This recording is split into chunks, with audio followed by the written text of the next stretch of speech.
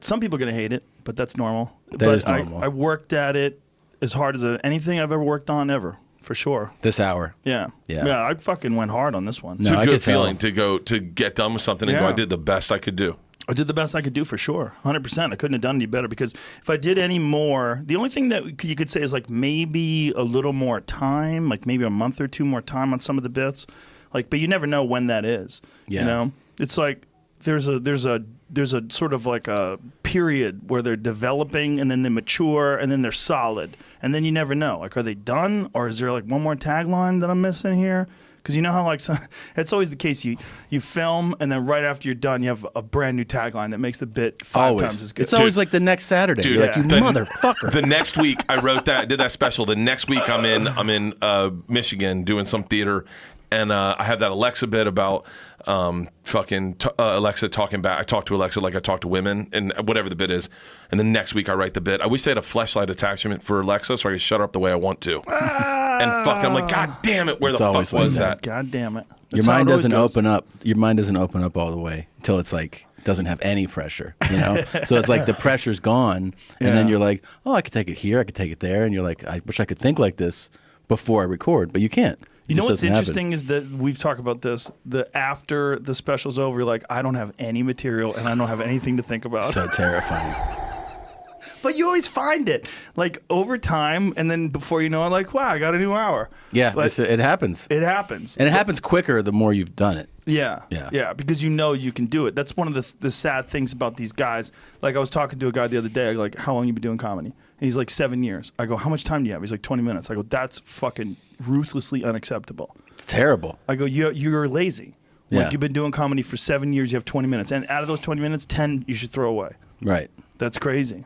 But that's what happens. But they're not doing it enough. You're not doing it enough. They don't get enough sets, and this, you know, it's hard. You're doing open mics, and when you're doing open mics, everyone sucks. So you look like a hero if you have anything that's remotely humorous.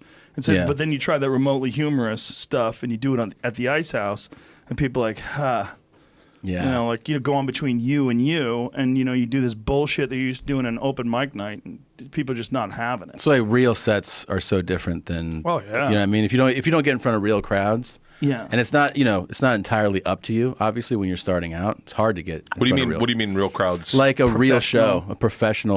Like audience. not just open As mics. opposed to those Like bringer shows and open mic shows. You know, that's why it's invaluable. Like, even if you give somebody an opportunity to come on your show for them, like an up and comer, because they don't normally have real audiences to perform in front of. Yeah, it's giant for them. It's a wake-up call. Oh, yeah. Then they're like, holy shit, this is a real show. Yeah.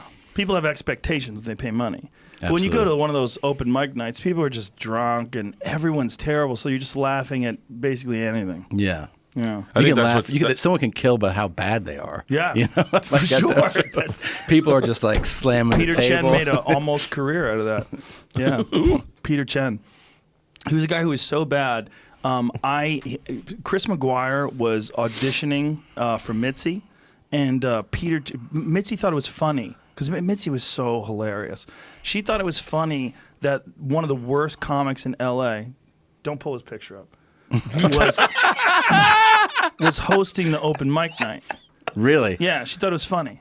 But I knew that McGuire was going to have to audition for Mitzi, so I said, fuck that. So I called up the store. I said, I'm hosting. I said, I'll host the open mic night. So I came down to host. I hosted the open mic night just to keep him from hosting it. That's great. So you did that like as a save for your buddy? Yeah. Yeah, because I knew he was going to, you know, there would be too much to address, and you have 3 minutes. There'd be too much chaos to address. I hosted a show as a favor one time and ended up snapping on a lady in the audience and ruined the show. And they were like, thanks. Why did you... Dude, because I arrived, it was a showcase for Montreal, and I arrived at the show before it, right? So there's like a 7 o'clock thing and then the 9 o'clock showcase, and they asked me to host it.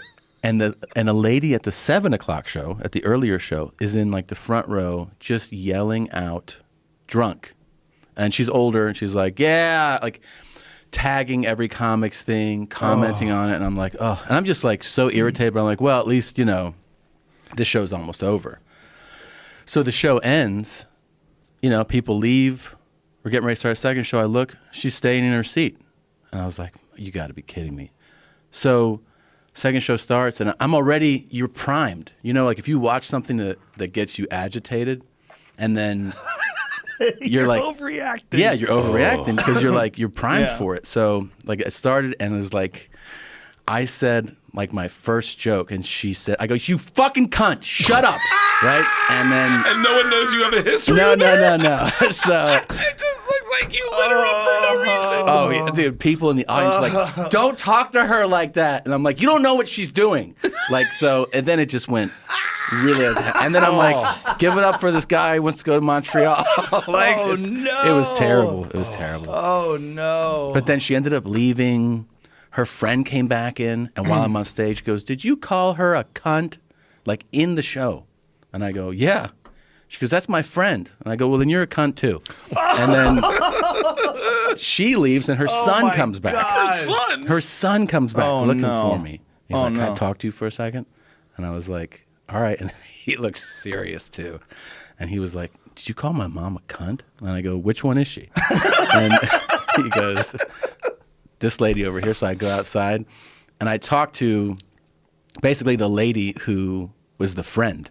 So I go, she goes, "What is going on?" What? I go, "Your friend has been disrupting, yelling out people, drunk, belligerent." She goes, you call her this? You call me that?" And I go, "All right, well, I'm sorry I called you that, but I'm not sorry I called your friend that. She is what she is." And she's like, "You can be a nice person. I see it in you." And I was like, "Oh." She got you with love. Yeah. And I was like, "Yeah." I go, "Get your friend out of here. No one wants her here, okay?" And she was like, "Okay." And then her son was like, "Thank you. That was very disrespectful to my mother." And I was like, "Okay, man, we're good. I got to go back and host this disaster that I created." Yeah. Oh, it's It was the worst. such a train wreck. Well, some people just think that if you're saying something they disagree with, they don't think that they need to just like wait it out. They think they can stop you in the middle. Yeah. And the problem for me in particular, like a lot of my bits start off one way, like they look like they're going to be way more outrageous than they are, and then I turn them around. Sure.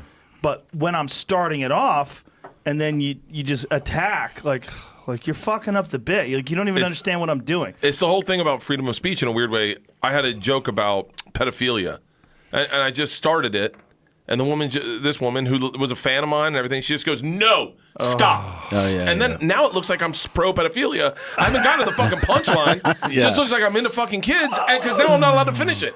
No, those people shouldn't be allowed at shows because they're not even letting the art form take place. Yeah, you can't. You crafted something. Yeah. You're like, let it play out. You can't do that. I mean, they should just kick you out. You just like you're fucking up.